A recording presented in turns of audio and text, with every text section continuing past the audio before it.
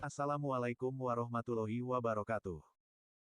Wahsy bin Harb adalah budak yang membunuh paman Nabi SAW, Hamzah bin Abdul Muthalib dalam Perang Uhud.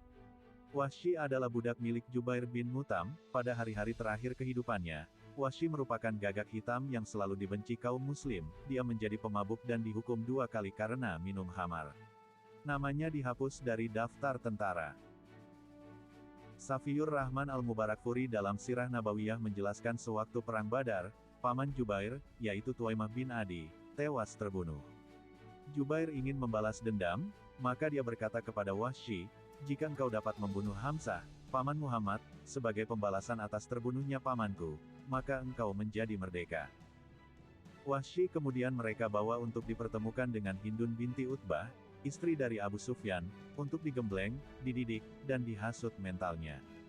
Khalid Muhammad Khalid dalam bukunya berjudul, Karakteristik Perihidup 60 Sahabat Rasulullah, menjelaskan Hindun sendiri memiliki dendam kesumat terhadap Hamzah, sebab, sebagaimana disampaikan orang-orang kepadanya, bahwa ayah Utbah bin Rabi'ah paman Syaibah bin Rabi'ah, saudara Al-Walid bin Utbah, dan putranya tidak dijelaskan putranya yang mana telah dibunuh oleh Hamzah dalam Perang Badar. Wahsy yang merupakan mantan prajurit di negeri asalnya sudah mampu membuat analisis tentang kondisi lawan-lawannya nanti. Maka tercapailah suatu kesepakatan, bahwa yang akan dibunuhnya adalah Hamzah. Hindun sendiri menjanjikan kemerdekaan kepadanya jika misi ini dapat tercapai. Tidak beberapa lama kemudian, kaum Quraisy mengambil keputusan untuk pergi ke Uhud untuk memerangi Nabi Muhammad SAW dan para sahabatnya yang telah membunuh kawan-kawan mereka pada saat Perang Badar. Dibentuklah sebuah pasukan besar yang dipimpin oleh Abu Sufyan bin Harb. Setiap kali bertemu dengan Wahsy, Hindun selalu melihat ke arah lembingnya yang berkilat-kilat kena sinar matahari, sembari berkata, "Wahai Abu Dasamah, sembuhkanlah luka hati kami. Tuntutkan bela dari Muhammad atas kematian bapak, paman, dan saudara kami." Ketika dua pasukan bertemu, Wahsy keluar dari tenda dan mengincar Hamzah dengan diam-diam. Ia memang telah mengenalnya sebelum itu. Dan akhirnya Hamzah pun terbunuh di tangan Wahsy. Dada Hamzah bin Abdul Muthalib dicabik-cabik dan hatinya diambil bahkan dikunyah mentah oleh Hindun binti Utbah. Seusai pertempuran, Wahsy kembali ke kota Makkah bersama rombongan tentara Quraisy. Terbunuhnya Hamzah membuat sedih para sahabat Rasul, dan kaum muslimin. Meski sebab wafatnya terdengar begitu mengerikan, Hamzah bin Abdul Muthalib menerima balasan surga dan hidup bahagia bersama syuhada lainnya yang meninggal. Paman Rasulullah SAW ketika wafat tidak dimandikan, hal ini disebabkan oleh beliau meninggal saat berperang di jalan Allah. "Aku telah membunuh Hamzah hanya untuk mendapatkan kebebasanku. Aku kemudian kembali ke Makkah dan dibebaskan." Hari-hari terus berlalu. Kaum muslimin yang berada di Madinah kian bertambah. Pasukan mereka semakin kuat dan besar. Semakin bertambah kekuatan kaum muslimin, semakin besar kekhawatiran Wahsy.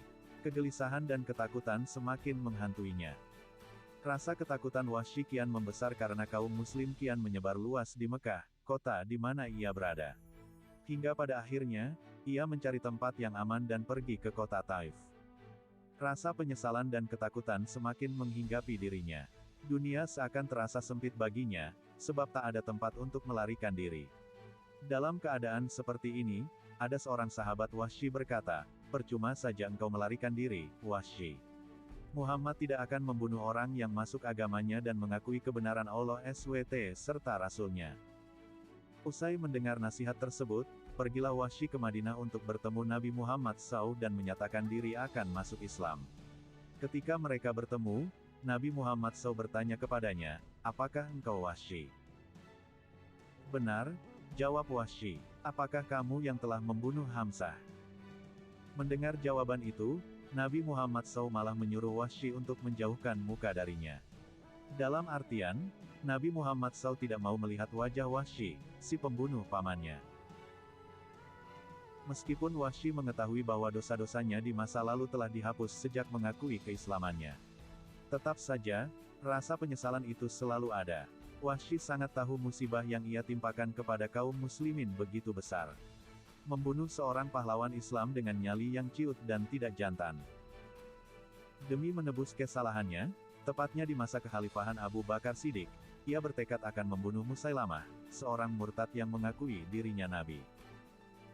Saat pasukan Muslim berperang melawan Musailamah dan mengembalikan Bani Hanifah ke pangkuan Islam, Wahsy kembali menyiapkan tombaknya untuk membunuh Musailamah. Wahsy bertobat, dan ingin masuk Islam, dan bertanya sama Nabi Muhammad, "Wahai Muhammad, bagaimana engkau akan mengajakku masuk Islam sedangkan engkau sendiri pernah berkata bahwa seorang pembunuh, musyrik dan pezina telah terjatuh ke dalam dosa dan akan menerima azab yang berlipat ganda serta kekal di neraka dalam keadaan hina.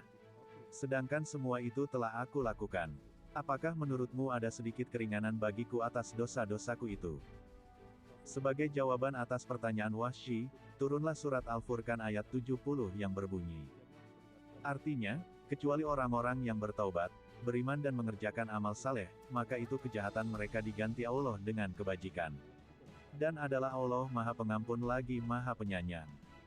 Mendengar firman Allah itu, Wahsy kembali bertanya kepada Rasulullah SAW, "Wahai Muhammad, persyaratan ini taubat, beriman, dan beramal saleh amat berat, tidak mungkin aku dapat memenuhinya."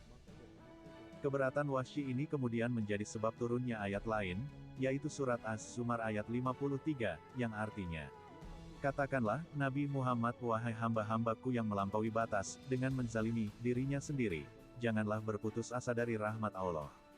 Sesungguhnya Allah mengampuni dosa semuanya. Sesungguhnya Dialah yang Maha Pengampun lagi Maha Penyayang." Setelah ayat itu turun, Wahsy kemudian menjawab ia sanggup dan kemudian masuk Islam. Ia sungguh menyesali dosa-dosa yang ia perbuat sebelum memeluk Islam. Pada masa-masa berikutnya, Wahsy justru menjadi salah seorang tokoh yang berperan penting dalam kehidupan Islam. Ia berhasil membunuh Musailamah Al-Kadzab, seorang nabi palsu yang kerap memusuhi Nabi Muhammad SAW. Semoga sejarah ini bisa membuat pribadi kita menjadi orang yang lebih baik, bisa menjadi orang yang taat, pasrah, tunduk, patuh kepada Allah, dan kita semoga menjadi orang yang selalu dekat kepada Allah. Amin. Amin ya robbal alamin. Sekian. Assalamualaikum warahmatullahi wabarakatuh.